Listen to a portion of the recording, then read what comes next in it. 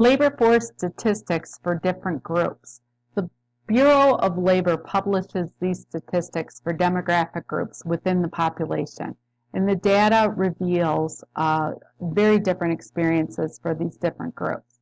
So here are some statistics from June of 2016. And you can see the unemployment rate for white males, white females, black males, and black females. Also the labor force participation rate for adults that fall within these demographics from ages 20 years and older.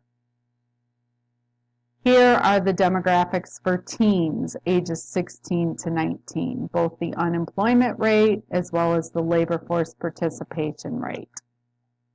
And here you have other demographics calculated for people that are Asian as well as Hispanic. These statistics for adults age 25 years and older summarize those that have less than a high school diploma, those with a high school diploma, those with college, and those with a bachelor's degree or more. So you can see the unemployment rate falls the higher the level of education, and the labor force participation rate increases as well with more education.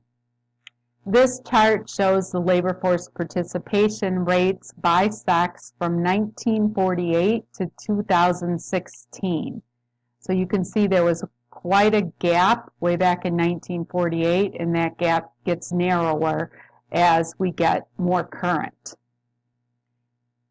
In this active learning exercise, what I'd like you to do is take a look at these three different situations and determine what's going to happen to the unemployment rate, and does the unemployment rate give an accurate impression of what's happening in the labor market.